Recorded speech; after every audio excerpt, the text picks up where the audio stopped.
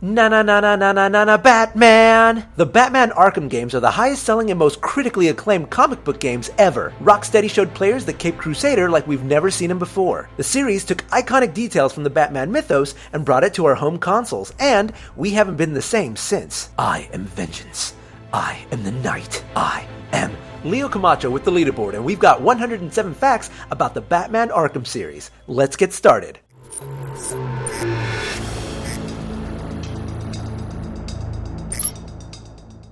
Number 1. The Batman Arkham series is one of a long line of video games starring the Caped Crusader. Before the release of Arkham Asylum, 26 Batman games had been released, along with a handful of others where he made an appearance, like Justice League Task Force and Mortal Kombat vs. DC Universe. Number 2. The series was developed by British game studios Rocksteady. Rocksteady had only released one game before they had the opportunity to work on the Arkham series. That game was the relatively unknown first-person shooter Urban Chaos Riot Response, a game where you played cops trying to keep order in a gang-riddled city. Number 3. The Arkham series currently has 4 main titles: Arkham Asylum, Arkham City, Arkham Origins, and Arkham Knight, and a number of mobile games. Number 4. The first game in the series, Batman Arkham Asylum, was released in 2009. Eidos, the game series publisher, approached Rocksteady to make Arkham Asylum after seeing their prototype games for the Unreal Engine 3. Number 5. The Elizabeth Arkham Asylum for the Criminally Insane made its first appearance back in 1974 in Batman number 258. Arkham Asylum is where many of Batman's villains are detained after being captured. Number 6. Arkham Asylum began its development as a tie-in game to Christopher Nolan's 2008 film The Dark Knight. Originally conceived as the first open-world Batman game, the project ran into several delays and was eventually canned. The studio developing the game, Australian outfit Pandemic Brisbane, was shut down in the wake of the project's demise. Number 7. Head developers EA, having lost $100 million in the game's failure, passed on development duties to Eidos, who also had a hand on the Batman license. They gave the game to Tiny Rocksteady, who only had 40 employees when they started working on the game. Number 8. When the game was originally announced, Batfans were skeptical, since most Batman games were pretty generic. However, Rocksteady made sure to incorporate as many true-to-the-comic details as they could, including basing the whole game around Batman's 3 strengths as a superhero: combat, stealth, and being the world's greatest detective. Number 9. For combat, Rocksteady got inspiration from rhythm games like Guitar Hero and Rock Band. Originally, the fights were basically a straight-up rip-off of the games, but over time, they developed into the more free-flowing combo-based systems the games have become notable for. Number 10. The stealth used in the game largely showed how Batman was able to strike fear into the hearts of criminals he sought to defeat. The game's AI even became more erratic as Batman snuck around taking out foes while going unnoticed. The game is also notable for its detective vision mechanic, which added puzzle-solving elements to Batman's adventures throughout Arkham Asylum. Number 11. The developers worked incredibly hard to make sure that every little detail was just right. For instance, there was one person on the Rocksteady team solely dedicated to making sure that Batman's cape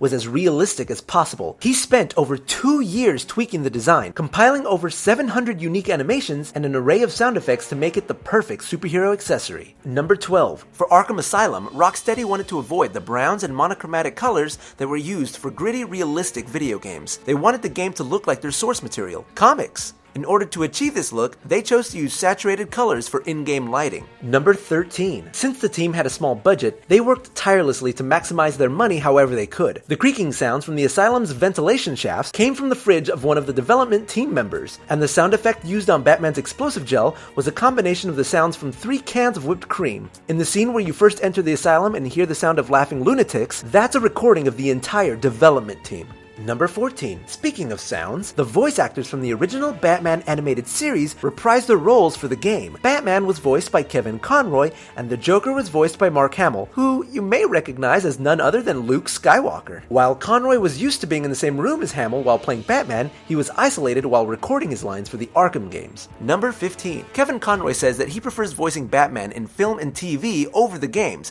because he was alone for days at a time, 8 hours a day, line after line, trying to keep the character fresh, trying to keep the readings fresh, and trying to keep your voice in the right place. And doing it all with no feedback from Mark Hamill or Diedrich Bader or any other actors. You're doing it alone. It's so hard. By the end of the week, I'm just dead. Number 16. He also says that video game voice acting isn't as fulfilling, because while that type of recording isolates him, Kevin says, episodic shows are like little plays. You have interaction with other actors and it's so much fun. Number 17. When he looked at the character art for the Joker, Mark Hamill decided to play the Joker to be darker and grittier than previous iterations. Number 18. The decisions to bring in the voice actors from Batman the Animated Series was made within the first 5 minutes of the first meeting with Rocksteady and Paul Dini. Number 19. The game itself takes place in an alternate version of the DC Comics universe, combining several different aspects of the storylines from multiple Batman comics. In particular, the design team looked to Grant Morrison's graphic novel, Arkham Asylum, A Serious House on Serious Earth, for major inspiration. Number 20. Arkham Asylum's plot and dialogue were written by veteran Batman scribe Paul Dini, who contributed to the comics and wrote many episodes of the original Batman animated series. The narrative and atmosphere of Arkham Asylum was influenced by 2007's BioShock, and the mechanics surrounding Batman's gadgets were influenced by the way equipment was managed in the Metroid and Legend of Zelda games. Number 21. Dini and the design team eventually decided to put their vision of Arkham on an island just outside of Gotham City, following along with the idea that it was a former grand estate of the Arkham family. It was chosen instead of the entire city of Gotham so that there would be no place for Batman to retreat to for help or otherwise distance himself from the enemies. Number 22. Dini and company also made sure to flesh out the backstory of the many villains featured in the game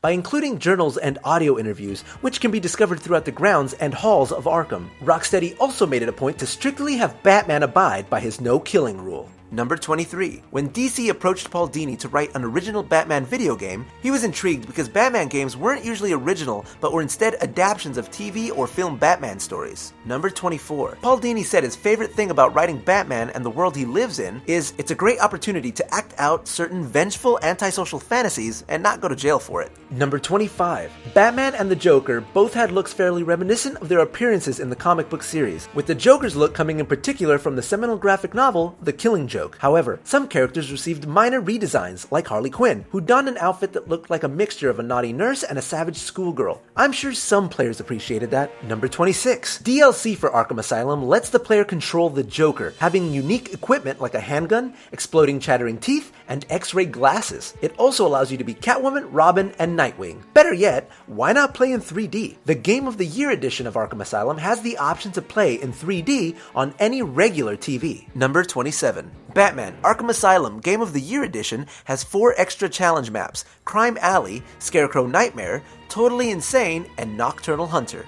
Number 28. The Game of the Year edition also lets you choose the combat system called Free Flow to tie unlimited combos together and fight big groups of Joker minions in a crazy melee brawl. Sounds like fun. Number 29. This edition has some high-tech forensic tools that you can use to scan fingerprints and x-rays, track pheromones, and even an Amido black spray that helps reveal bloodstains. Number 30. Other gadgets in this edition include batarangs, explosive gel aerosol, the Batclaw, the sonar resonator, and the line launcher. Batman's grapnel gun can get the player over to any place at all, can get them to jump from any height, and can help them glide in any direction. Number 31. There are various takedown methods in the Game of the Year edition, including breaking through walls and swooping from the sky. I'd personally say they're both pretty badass. Number 32. There are also hidden challenges that help unlock more secrets, as well as the ability to earn experience points to help advance and customize equipment. Number 33. The plot of the game is kicked off when the Joker is caught after an assault on Gotham City Hall. Batman, suspecting the Joker has something bigger planned, follows him into Arkham. As we quickly see, he did have some bigger plans in mind, to take over the asylum and force Batman to confront him alone. Number 34. Batman's first order of business is to save the captured Commissioner Gordon. The first part of the game features him hunting down a corrupt prison guard, Frank Bowles, who kidnaps Commissioner Gordon when the Joker takes over Arkham. Number 35. In order to regroup and restock his many gadgets, Batman retreats to a secret second Batcave he installed inside the caves he found under Arkham Island while saving the life of a suicidal inmate. Number 36. In the caves, Batman works with ally Oracle to uncover more of the Joker's plan, which is to manufacture a drug called Titan that he could pump into his henchmen to create a super-powered army of thugs. Holy horseshoe, Batman! Number 37. Arkham Asylum itself holds many secrets. For instance, one of the prisoners has a lot more detail on his face and is missing an arm. This is a lucky fan who won a contest named Luke Oliver, whose likeness is immortalized in the game forever. Losing an arm, what a prize. Number 38. Luke Oliver also appears on the party list that Harley Quinn and the Joker reference a handful of times throughout the game. It also features notable villains from Batman's rogue gallery like the Penguin, the Mad Hatter, Catwoman, Ventriloquist, and Two-Face. None of these villains actually appear until the next game, Arkham City, so we'll check back on them a little later. Number 39. Throughout the game, you're challenged by the Riddler to solve various puzzles to unlock character bios, statues, and interviews with the patients, which are all designed to flesh out the backstory of the villains. Harley Quinn's interview is ripped almost entirely from the Batman the Animated Series episode Mad Love, which was also written by Arkham Asylum scribe Paul Dini. Number 40. Clues to a lot of the villains that later show up in Arkham City can be found littered throughout the Arkham Mansion, including the corpse of immortal supervillain Ra's al Ghul, which is toe-tagged in the morgue in an early part of the game. If you go back to the morgue later, the body has mysteriously vanished. Number 41. In detective mode, Batman can also scan several strange markings known as the Arkham Chronicles, supposedly written by the spirit of Arkham's founder, Amadeus Arkham. After finding all of the markings, it is discovered that the warden of the prison suffers from a split personality, and he was the one writing the messages all over the asylum. Number 42. That's not the only secret the warden holds. A secret room lies behind a fake wall in his office in Arkham Mansion. If you blow the wall up with a triple dose of the explosive gel, you can access the room and find plans for Arkham City. This wall was hidden so well that it had to be revealed to the world by the Rocksteady team months after Arkham Asylum was released. That's why it's a secret, right? Number 43. Rocksteady began working on the ideas for Arkham City 7 months before they finished Asylum, making sure the narratives could be effectively connected. Number 44. Speaking of the development team, you can find their pictures scattered all over the floor of Arkham itself as you play the game. Number 45. There are 314 breakable TVs on Arkham Island. You better get cracking.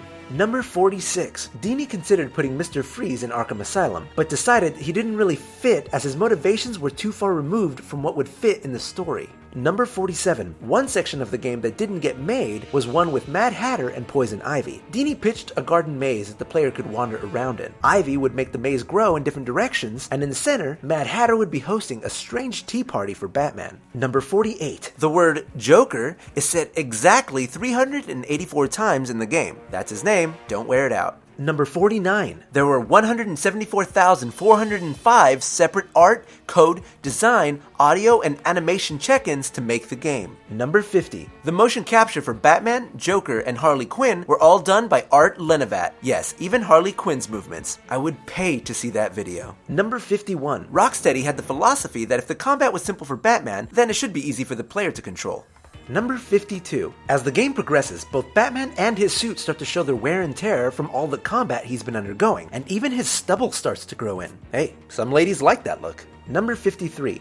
Arkham Asylum was massively popular and a wildcard critical success. It sold 2 million copies in less than a month. You go, Batman. Number 54. It won many awards, including a nod from the Guinness Book of World Records for most critically acclaimed superhero game. Number 55. The game was so popular that many wanted a chance to play it without paying for it. To combat this, a clever anti-piracy trick was included in the game by Rocksteady. In copies of the game that were pirated, Batman's glide wouldn't work. While this glitch didn't immediately make the game unplayable, it did make it impossible to get past a part of the game where you have to glide to escape a room. Take that, you scurvy-ridden scallywags! Number 56. On to the next game, Batman Arkham City, which came out in October of 2011. Arkham City is set a year after the events of Arkham Asylum. In this game, Arkham's warden, Quincy Sharp, has been elected mayor based off the lie that he brought Arkham back to order after it was taken over by the Joker and his motley crew. The plans found in his secret room have been enacted, and a rundown part of Gotham has been enclosed with a high-security fence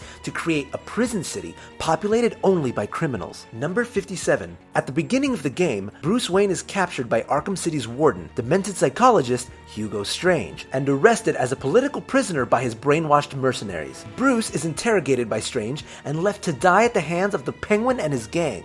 Bruce manages to escape and has Alfred send him the Batsuit. This sequence is the first time in Batman history that Bruce Wayne himself is a playable character. Number 58. After this, the city is basically yours to explore. Rocksteady designed Arkham City to be a totally open-world game with no loading screen in between neighborhoods. The world of Arkham City is 5 times larger than Arkham Asylum was. Number 59. You can even find the spot where Batman's parents were killed, if you, for some reason, wanted to. A landmark known as Crime Alley, where the chalk outlines of Thomas and Martha Wayne still lie etched into the ground next to a bouquet of roses. I'm not crying. Number 60. The original idea for Arkham City was to allow the player to explore the entire city of Gotham, but it was later scaled back to an area cordoned off as Arkham City. Number 61. The combat system in this game also saw improvement. Firstly, Batman can now use all of his gadgets in combat, unlocking a wide variety of new moves. He can also unleash a few new tricks, like counterattacking multiple enemies at once and catching objects in mid-air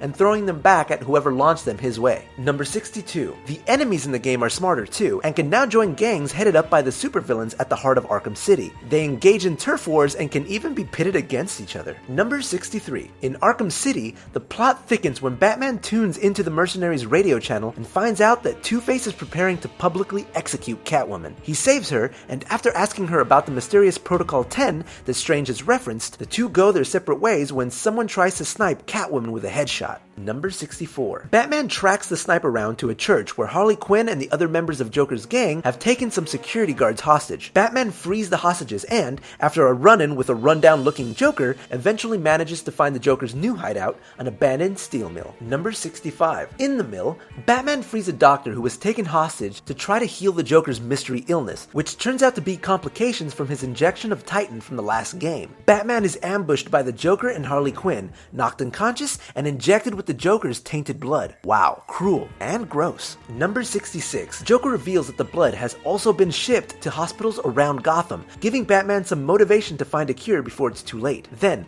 the Joker tapes a cell phone to Batman's chest, shoves him out the window, and sends him on a hunt for Mr. Freeze, who he has been blackmailing in order to have a cure made. Number 67. If you play around for a little bit before returning to Ra's al Ghul's hideout, you can see the Scarecrow's henchmen, the only time any of the Scarecrow's goons appear in the game. He's the only major Batman villain not to appear in the game at all. Number 68. And I mean they've got every other villain. They even got more obscure baddies like Hush and Calendar Man. Calendar Man in particular is notable, as he only speaks if the game is booted up on holidays, giving unique dialogue every time you run into him. If you set your clock to play the game on December 13th, 2004, the founding day of Rocksteady Studios, you get a special bit of dialogue referencing the fact that Calendar Man was there at the beginning and at his end, which we'll cover when we get back to the final game in the series. Number 69. Batman carrying out the dead body of the Joker is foreshadowed with a painting seen near the beginning of the game called Cain and Abel, the Duality of Man, which has the exact same pose. Number 70. If you've played the game and didn't see the painting, then guess what? You're missing out on some stuff. Arkham City came with special Catwoman missions that were actually pretty important to the storyline. Before Catwoman rescues Batman from the steel mill wreckage, she has the option to flee Arkham City. If she does, you get an endgame screen and are then rewinded back to the choice so you can actually save old bats. Number 71. Hugo Strange's Wonder Tower was inspired by the Eiffel Tower in Paris, France. Number 72. Robin originally wasn't going to be in the game, but was added to serve as a way to deliver new gadgets to Batman. So which boy wonder holds the mantle of Robin in Arkham City? Well, it's Tim Drake, the third Robin. There are also downloadable skins to let the player have Tim Drake's Red Robin costume and his costume from Batman the Animated Series. Number 73. Batman Arkham City beat out its predecessor and broke a Guinness World Record for being the most critically acclaimed superhero video game. Number 74. It also has one of our favorite cheat codes,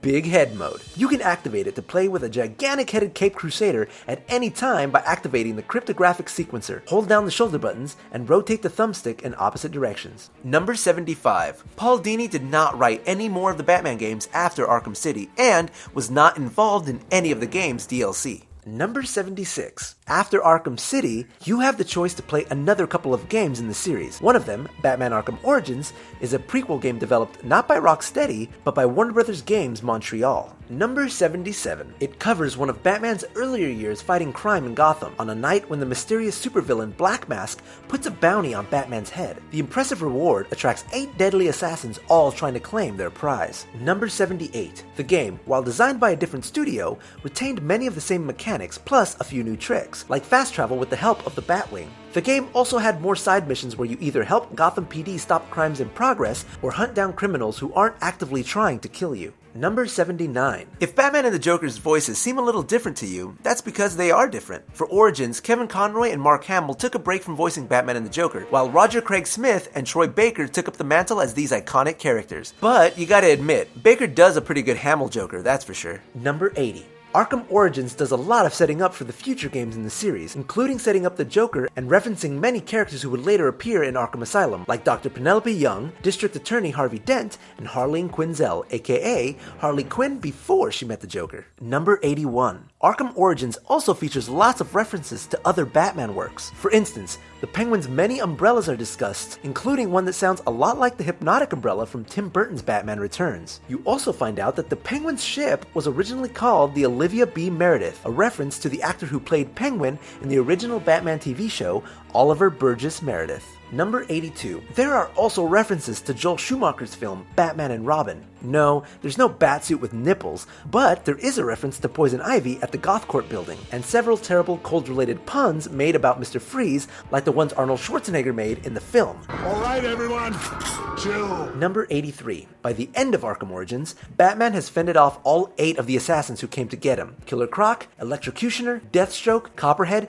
Shiva, Deadshot, Bane, and Firefly, and he's also helped stop a riot at the Blackgate prison. In the end credits, our old pal Quincy Sharp is seen being interviewed about his plans to reopen Arkham Asylum. Number 84. Overall, the game was well received, but not as critically loved as the other Arkham games, with reviewers knocking the game for being too ambitious and not being able to follow through on all that it promised. Plus, they changed out the original Batman for a different voice actor. How dare they? Number 85. On the other hand, Batman Arkham Knight, the proper sequel to Arkham City, found the Dark Knight in the hands of Rocksteady once more, who really went all out in the design. The entire environment of Arkham Asylum has the same level of detail as just one character model from Arkham Knight. Number 86. The Batmobile, heavily featured in Arkham Knight, is almost the size of an entire Xbox 360 game. Holy next gen! Number 87. Arkham Knight is the only game in the franchise to receive a mature rating from the ESRB. Other games were rated T for teen. Number 88. Though the game brought back Kevin Conroy as the voice of Batman, it kept the last game's replacement of Arlene Sorkin's voice for Harley Quinn with the voice of Tara Strong, who also provided the voice of Bubbles in the Powerpuff Girls. Number 89. Kevin Conroy recorded over 36,000 lines of dialogue for Arkham Knight. Number 90. Meanwhile, some other notable TV actors lent their voices to the game. The terror-inducing villain Scarecrow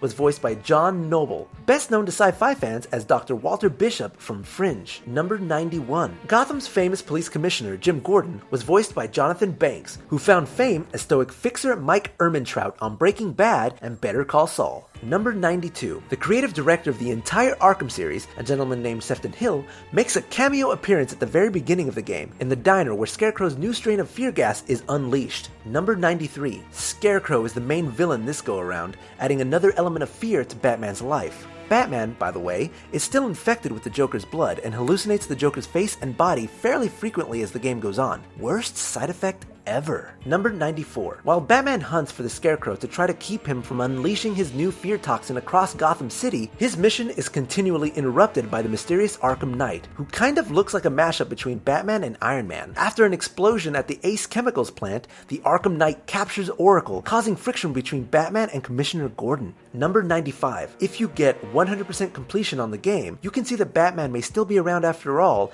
in a cutscene that finds a mirroring of Batman's origin story being stopped by what appears to be the Caped Crusader. Or is it just an illusion caused by lingering fear gas? Number 96. Like in the other Arkham games, there are several fun Easter eggs to find. For starters, there's a marble bust of Shakespeare's head that hides a button in both Oracle's Tower and Wayne Manor. This is a reference to the original Batman TV series, where a similar bust was used as a secret access point to the Batcave. Number 97. Speaking of the original TV series, a poster for a Solomon Grundy movie in the game features Burt Weston as the lead actor. This is a reference to the two lead actors from the 1960s Batman series, Burt Ward and Adam West. Number 98. In the final cutscene showcasing the destruction of Wayne Manor, Calendar Man appears in the crazed crowd, just like he told us he would in his secret dialogue in Arkham City. Number 99. Similar to Calendar Man in Arkham City, there is a secret time-based appearance by another Batman villain. If you set your system's date and time to October 31st, 2015, you will be randomly jump-scared by Man-Bat. Number 100. In the Gotham PD evidence room,